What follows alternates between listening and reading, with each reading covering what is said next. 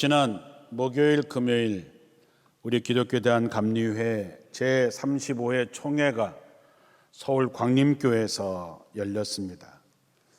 앞으로 2년 동안 우리 감리교회가 나가야 될 표현은 영성의 회복, 교회의 회복, 그리고 세상의 빛입니다. 부흥회라고 하는 부흥이라고 하는 말과 회복이라고 하는 말은 같은 말에 준합니다. 우리가 뭔가를 회복하자고 하는 것은 지금 우리가 뭔가 잘못되고 있다는 것을 아는 데 있습니다. 우리가 새로움을 향해서 변화되어 가기는 보다는 변질되어 썩어가고 있다고 하는 것을 아는 것이지요. 그래서 회복하자고 하는 것인데, 회복이라고 하는 말은 본래의 것으로 돌아가자라고 하는 것입니다. 그렇다면 우리는 영성을 회복하고 교회를 회복하고 세상의 빛이 되려면 어디로 돌아가야 될까요? 하나님을 믿는 우리는 당연히 하나님께로 돌아가야 됩니다. 그래야 살 수 있습니다. 그런데 많은 사람들이 이스라엘 백성들처럼 우리가 주님 안에 있는데, 우리가 하나님께 나가 있는데, 우리가 이렇게 열심히 하는데 뭘 회복할 게 있습니까? 라고 말합니다. 우리는 하나님께로 돌아가야 된다고 얘기하지만 하나님 안에 있지 않을 때가 많습니다. 우리가 가고 싶어도 우리 힘으로 뭔가 노력을 해도 될 수 없습니다. 하나님께로 돌아갈 수 없는 것이지요. 회복되지 않으면 부흥도 되지 않습니다. 우리 힘으로는 가능한 일이 아니기 때문입니다. 그래서 하나님은 우리를 사랑하셔서 하나님께로 돌아갈 수 있도록 예수 그리스도를 이 땅에 보내신 것입니다. 우리가 뭘 잘못했느냐라고 빈정거리는 이스라엘 백성들에게 하나님께서는 말라기서를 통해서 내가 앞으로 너희에게 사자를 보내고 그가 주님이 오시는 길을 준비할 것이고 너희가 기다리는 그 주가 어느 날 성전에 임하게 될 것이다. 하나님께서는 하나님의 사자들을 보내십니다. 그래서 말씀하십니다. 주님의 오심을 예비하게 하십니다. 대표적인 인물이 세례 요한 같은 분이죠. 그리고 때가 됐을 때 예수님께서 메시아로 이 땅에 오셨습니다. 주님이 이 땅에 오신 목적은 딱 하나입니다. 우리가 하나님께로 돌아갈 수 있도록 역할을 하시는 겁니다. 다리를 놓아주시는 것이지요. 그래서 그분을 우리는 언약의 사자라고 얘기를 합니다. 주님이 이 땅에 오셔서 하시는 일은 우리가 하나님께 돌아갈 수 있도록 깨끗하게 만드시는 일입니다. 금을 연단하는 불과 같이, 표백하는 잿물같이 우리를 깨끗하게 만들어서 우리를 공의로운 제물로 하나님께 영광을 돌리게 한다는 것이지요. 교회나 사람이나 깨끗하고 정결해야 하나님이 쓰시는 사람이 되고 하나님이 쓰는 교회가 되는 것이지요. 하나님께서는 깨끗하게 하는 방법의 첫째는 연단을 통해서 그를 정화시킵니다. 우리가 금을 녹이고 은을 녹여서 정금을 얻는 방법 중에 하나는 다 녹여서 불순물을 제거하고 순수함만 남기는 것입니다. 그래야 깨끗하고 성숙해지는 것이지요. 내가 고난과 어려움이 왔을 때에 우리는 하나님이 나를 버리셨는가? 왜 내게 이런 일이 왔는가? 하나님을 원망할 수 있지만 오늘 6절 말씀에 보면 하나님은 절대로 변하지 않는다 하셨습니다. 야곱의 자손들이 결코 멸망당하지 않을 거다. 내가 택한 백성은 결코 소멸되지 않을 거라고 말씀합니다. 사랑하는 성도 여러분, 하나님은 변하시지 않습니다. 하나님의 백성은 결코 소멸되지 않습니다. 이런 확신이 있어야 됩니다. 시편 37편 24절에 저는 넘어지나 아주 엎드러지지 아니함은 여호와께서 손으로 붙드심이라 그랬습니다. 우리가 넘어질 수 있습니다. 살다 보면 넘어지고 까지고 다칠 수 있습니다. 그러나 아주 엎드러지지 않는다 했습니다. 왜? 하나님이 우리를 붙드시기 때문입니다.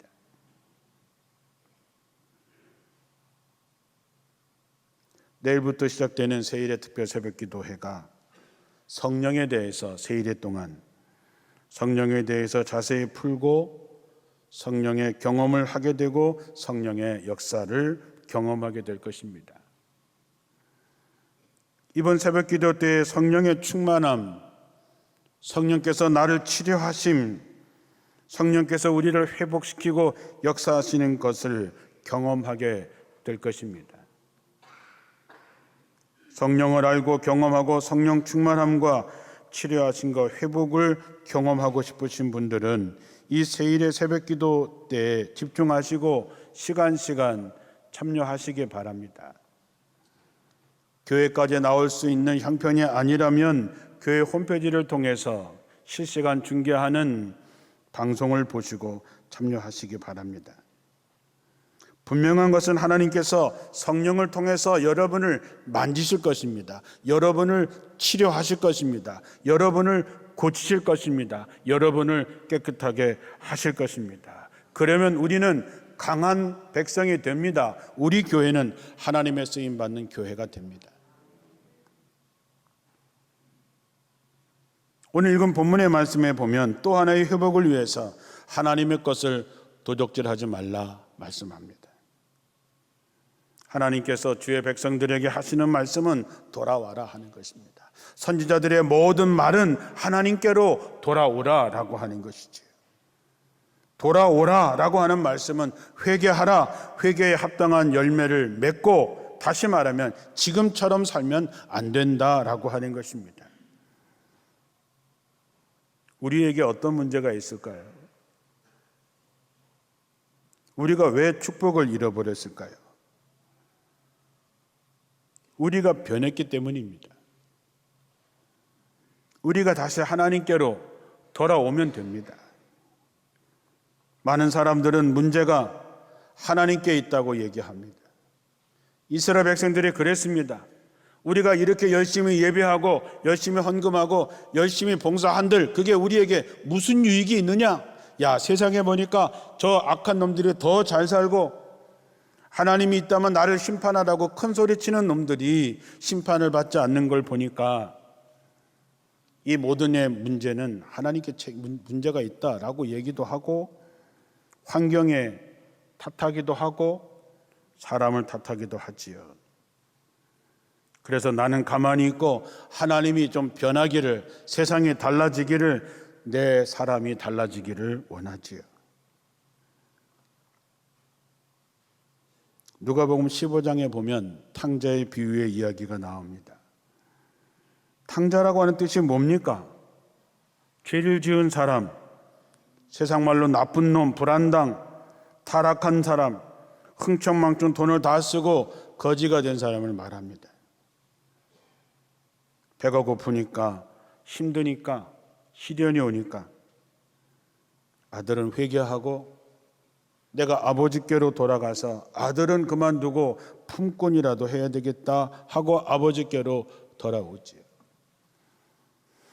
돌아온 탕자의 이 작은 아들이 한 짓은 다 잘못했지만 딱 하나 잘한 것이 있는데 그게 뭡니까? 아버지께로 돌아온 것이지요. 누가복음 15장 20절에 보면 감동적인 장면이 나옵니다.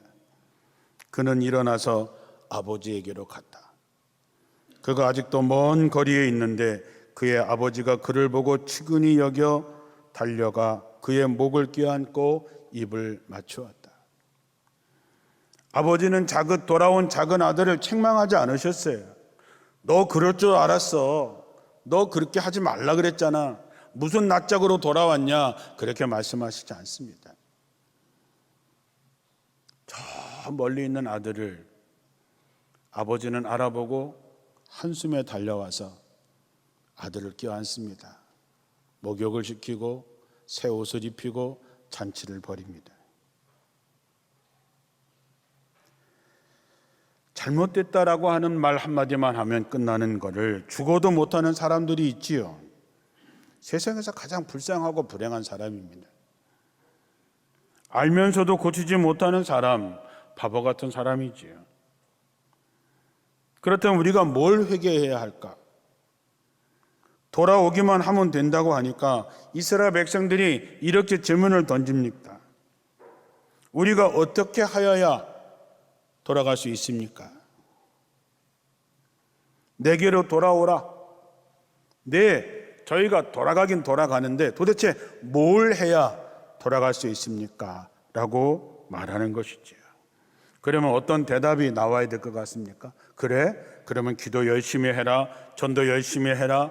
열심히 말씀 듣고 순종해라. 열심히 봉사해라. 이렇게 대답이 나와야 뭔가 흐름에 맞는 것 같은데 갑자기 말라기서의 선지자는 사람이 어찌 하나님의 것을 도적질하겠느냐? 그러나 너희는 나의 것을 도적질하고도 말하기를 우리가 어떻게 주의 것을 도적질하였나이까 하는도다.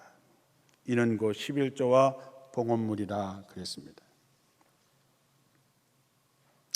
여태까지 영적인 얘기하다가 갑자기 돈 얘기가 잘 맞지 않는 것 같지요.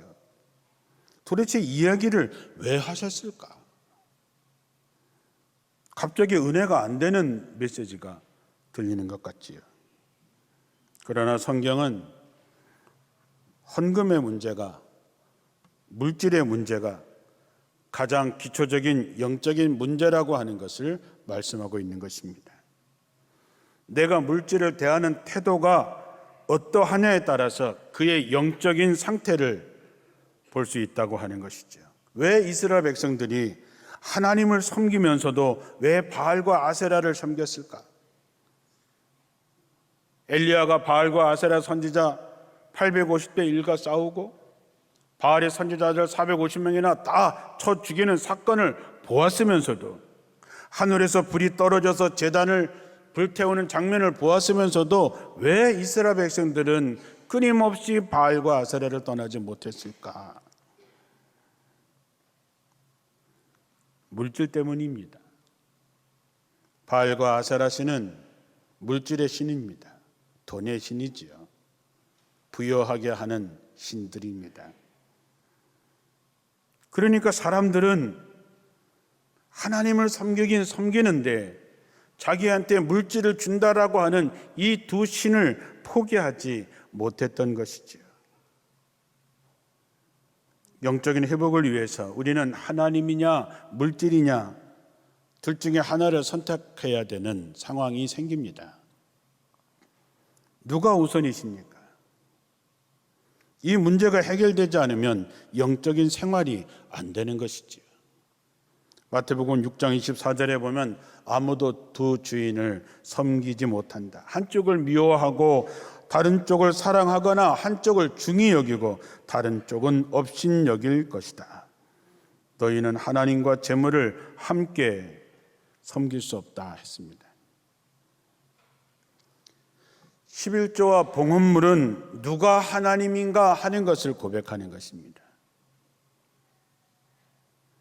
종교개혁자 마틴 루터는 우리에게 세 가지의 회심이 필요하다 그랬습니다. 첫째는 가슴에 회심이 있어야 하고, 둘째는 정신에 회심이 있어야 되고, 세 번째는 돈지갑에 회심이 있어야 된다 했습니다. 오늘 3장 8절 말씀을 다른 성경으로 번역하면 사람이 하나님의 것을 훔치면 되겠느냐? 그런데도 너희는 나의 것을 훔치고도 우리가 주님의 무엇을 훔쳤습니까? 라고 되묻는구나. 왜 11조 헌금을 안 했냐?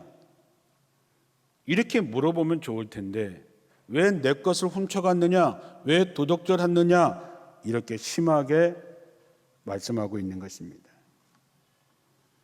그 이유가 있지요. 자, 여러분에게 질문을 합니다. 여러분, 우주 만물의 주인이 누구입니까? 갑자기 대답을 안 하십니까? 여러분, 우주 만물의 주인이 누구십니까? 여러분의 주인이 누구십니까? 우리가 가지고 있는 재능, 우리가 가지고 있는 시간, 우리가 가지고 있는 물질, 누구 것입니까? 이 대답이 분명해야 됩니다. 다 하나님의 것입니다. 하나님께서 여러분에게, 교회에게, 우리에게 쓸 것과 살 것과 모든 것을 맡기신 것입니다. 그래서 우리는 청지기일 뿐입니다. 하나님께서 여러분에게 맡기셨는데 맡긴 것에 대한 것이 하나님의 것이라고 하는 표시가 있어야 되는데 그게 11조와 헌금이라고 하는 것입니다. 내게 맡겨진 것이 많이 있는데 이것이 누구 거냐? 하나님의 것이라고 하는 표시가 11조와 봉헌물이라고 하는 것이죠. 모든 것을 다 너에게 맡겼다. 그 가운데서 10의 1은 손대지 말아라. 11조에 손대지 않는 것으로 이것이 하나님의 것이라고 하는 것을 신앙으로 고백하는 것이지요. 자, 오늘 예배 끝나고 가는데 누가 여러분에게 100만 원을 주면서 아유 권사님 100만 원 가지세요. 그리고 필요한 데 쓰세요. 그런데 저 10만 원만 주세요. 주겠어요? 안 주겠어요? 그것도 안 줄라 그래. 자기 돈도 아닌데 100만 원을 주면서 10만 원만 달라고 하는데 안 주는 게 말이 됩니까? 단위가 작아서 그렇습니까? 좀 키워봅시다. 누군가 여러분에게 1억을 주면서 권사님 그동안 고생 많으셨는데 1억 이거 쓰시고 저한테 1,000만 원만 주세요. 주겠어요? 안 주겠어요? 1억 1,000만 원은 주는데 10만 원은 못 주고 그래요? 그런 일이 생기겠어 그러는 거죠 사실은. 네? 저는 누가 10,000원 주고 1,000원만 주세요 하든 100만 원을 주고 10만 원만 달라고 하든 1억을 주면서 1,000만 원을 달라고 하든 나는 매일매일 그런 일이 있었으면 좋겠어요. 얼마든지 할 수 있는 일 아닙니까? 하나님께서 우주의 주인이시고 우리의 주인이신데 우리에게 그렇게 하셨는데 청지기는 주인에게 감사하고 주인의 뜻에 맞게 쓰는 것이 너무나 당연한데 우리가 그렇게 살지 못한다라고 하는 것입니다. 창세기에 보면 에덴 동산에 먹을 것이 지천에 깔려 있었습니다. 아담과 하와 두 사람이 먹고도 남을 정도의 많은 것들이 있었습니다. 하나님께서는 다른 건 다 따먹어도 선악과 많은 따먹지 말아라. 그것을 먹는 날엔 정령 죽으리라 얘기했습니다. 순종에 대한 테스트입니다. 이 모든 건 네가 마음대로 먹어라. 여기 있는 거 다 네가 사용해라. 그러나 선악과 이거 하나만큼은 따먹지 마라. 이거는 하나님의 것이라고 하는 것을 인정하고 살라라고 하는 것입니다. 이것만은 건드리지 말라고 하는 것이죠. 그런데 어떻게든지 잘 아시지요. 여러분 왜 주일 성수하십니까? 단풍도 아름답고 지금 밖에 나가면 그냥 지금 마지막 때인데 오늘 같은 날 그냥 차를 타고 설악산을 가든지 내장산을 가든지 가셔야 되는데 왜 교회 오셨습니까? 갈 형편이 안 돼서 오신 게 아니잖아요. 월, 화, 수, 목, 금, 토, 일 이것이 우리 날입니까? 아니잖아요. 하나님의 날이죠. 하나님께서 우리에게 다 허락하셨습니다. 그런데 주일을 성수하는 것은 뭐냐 하면 우리가 주일을 성수하는 주님의 날을 지키는 것은 우리가 하나님의 사람입니다 라고 하는 것을 고백하는 것이지요. 11조 하는 것이 왜 어려울까요? 헌금하는 것이 왜 어려울까요? 하나님이 내 삶의 주인이라고 인정하지 않기 때문입니다. 억울하십니까? 이스라엘 백성도 얘기했습니다. 우리가 언제 그랬습니까? 하나님이 말씀하셨습니다.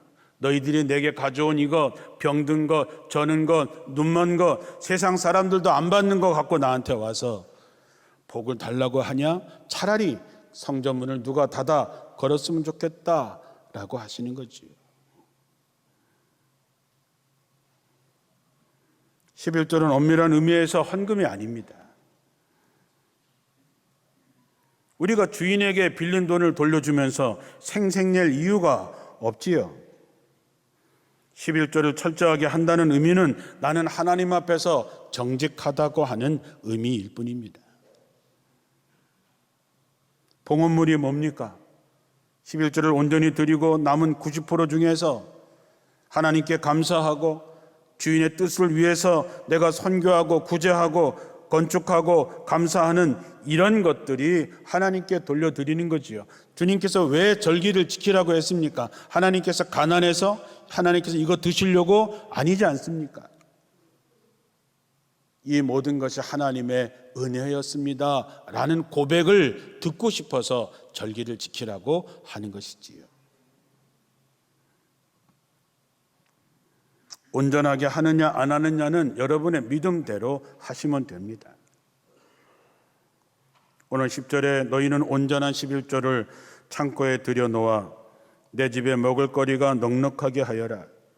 이렇게 바치는 일로 나를 시험하여 내가 하늘의 문을 열고서 너희가 싸울 것이 없도록 복을 붓지 않나 보아라. 나 만군의 주의 말이다 그랬습니다. 하나님께서 우리에게 원하는 것은 온전한 것을 원하시는 것입니다. 11조를 드려도 온전한 11조, 감사 헌금을 해도 온전한 것, 예배를 드려도 온전한 것, 봉사를 해도 온전한 것을 받기를 원하십니다. 온전하다고 하는 것은 뭡니까? 내 주인은 하나님이십니다 라고 하는 분명한 태도입니다. 눈먼 것, 저는 것, 병든 것이 아니라 흉내내는 것이 아니라 온전한 것을 하나님께서 원하시는 것이죠. 어떤 복을 주시는지 시간이 모자라서 다 말씀드리진 않지만 말라기 3장에 보면 다 나옵니다. 믿어지면 온전하게 해보시기 바랍니다. 믿어지지 않는다면 말씀에 의지해서 한번 해보시기 바랍니다. 하나님이 약속해 주셨습니다. 온전하게 하라. 이렇게 바치는 일로 나를 한번 시험해 봐라. 내가 하늘의 문을 열고서 너희가 싸울 곳이 없도록 복을 붓는지 안 붓는지 너희가 한번 나를 시험해 보라 얘기하십니다. 신앙은 머리로 아는 데 있는 것이 아니라 말씀을 실천하고 실제로 경험하는 것입니다. 물질의 11조뿐만 아니라 시간의 11조, 재능의 11조 정신으로 하나님의 주시는 복을 받고 누리는 여러분들이 되시기를 바랍니다. 참 어려울 때입니다. 세상이 어려워서만 어려운 것이 아닙니다. 우리가 온전하지 못해서 어렵다고 생각해 보지는 않으셨습니까? 말라기서를 이제 마무리하면서 저는 하나님과 우리와의 관계가 온전히 회복되기를 바랍니다.